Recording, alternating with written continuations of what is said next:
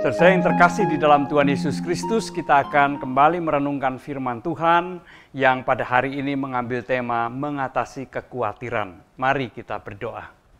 Ya Tuhan, kami akan membaca dan merenungkan firman-Mu, berkatilah kami. Di dalam nama Tuhan Yesus kami berdoa. Amin. Saya akan mengajak saudara untuk membuka dan membaca surat Filipi pasal yang pertama, ayat 3 sampai dengan ayat yang ke-11. Saya akan membacakan. Aku mengucap syukur kepada Allahku setiap kali aku mengingat kamu. Dan setiap kali aku berdoa untuk kamu semua. Aku selalu berdoa dengan sukacita. Aku mengucap syukur kepada Allahku karena persekutuanmu dalam berita Injil. Mulai dari hari pertama sampai sekarang ini. Akan hal ini aku yakin sepenuhnya, yaitu Ia yang memulai pekerjaan yang baik di antara kamu akan meneruskannya sampai pada akhirnya pada hari Kristus Yesus. Memang sudahlah sepatutnya aku berpikir demikian akan kamu semua, sebab kamu ada di dalam hatiku, oleh karena kamu semua turut mendapat bagian dalam kasih karunia yang diberikan kepadaku.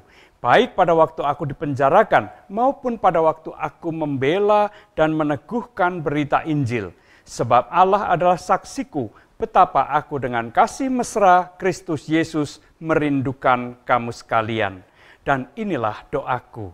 Semoga kasih-Mu makin melimpah dalam pengetahuan yang benar dan dalam segala macam pengertian.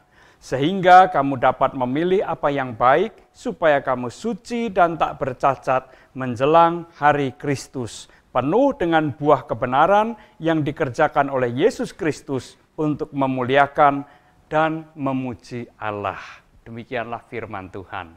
Sesuai yang saya kasih Tuhan Yesus Kristus, tahukah kita bahwa surat Filipi ini ditulis oleh Rasul Paulus ketika ia berada di dalam penjara di Roma.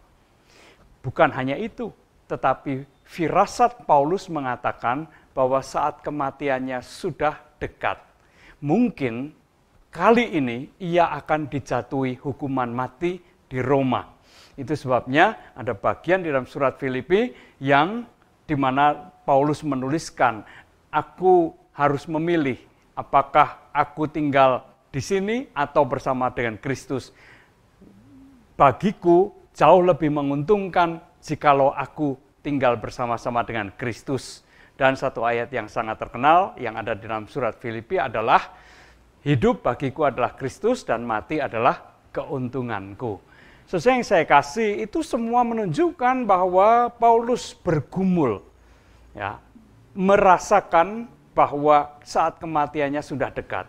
Tetapi yang menarik adalah bahwa di surat ini pula berulang kali Rasul Paulus menyerukan kepada jemaat untuk bersukacita. Salah satu ayat yang terkenal adalah bersukacitalah di dalam Tuhan. Sekali lagi kukatakan bersukacitalah.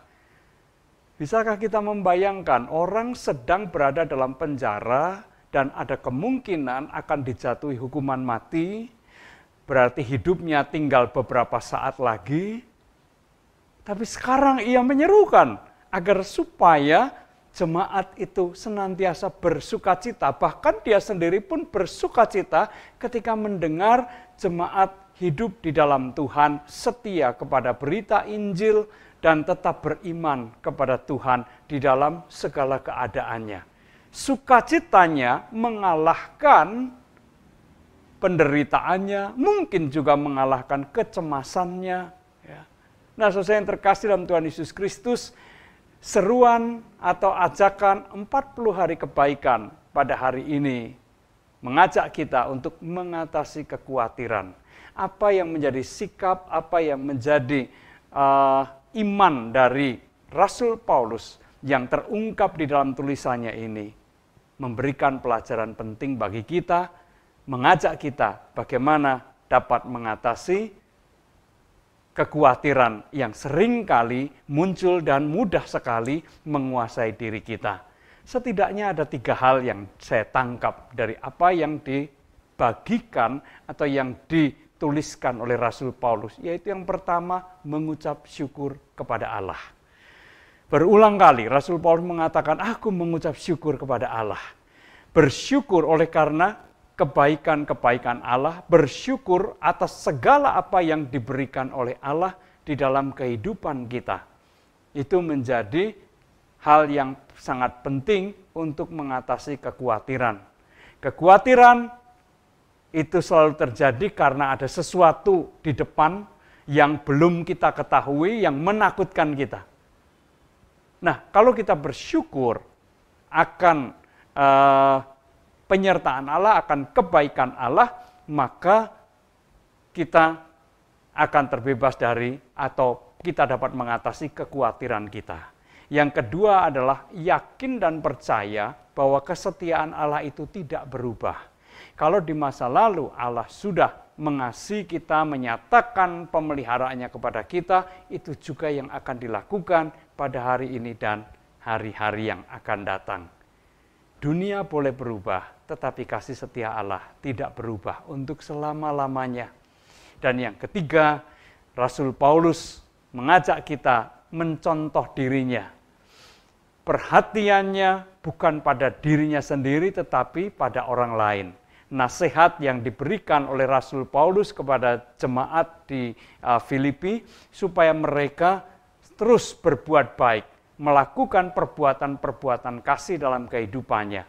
Nasihat ini mau mengajak jemaat, mau mengajak kita supaya kita mengalihkan konsentrasi, perhatian, dan fokus kita yang selama ini barangkali hanya pada diri sendiri, pada hidup kita sendiri, pada masa depan kita sendiri, sekarang dialihkan untuk memperhatikan orang-orang yang ada di sekitar kita. Kalau seseorang itu hanya memperhatikan dirinya, hidupnya, masa depannya, kelompoknya, keluarganya sendiri, niscaya orang ini akan mudah sekali dihinggapi oleh kekhawatiran. Banyak hal bisa menimbulkan atau menyebabkan kita berkhawatir.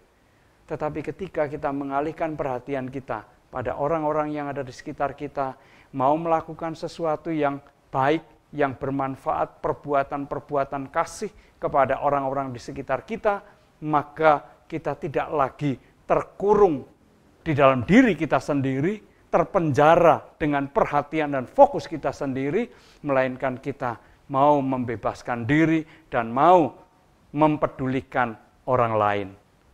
Justru pada saat itulah kita tidak mudah dihinggapi oleh kekhawatiran.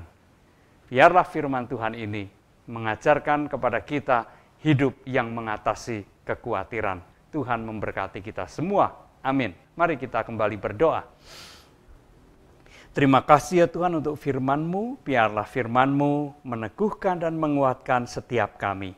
Sertai dan pimpinlah kehidupan kami. Jadikan kami sebagai alat-Mu untuk memuliakan nama-Mu di dalam dunia ini. Di dalam nama Tuhan Yesus kami berdoa. Amin.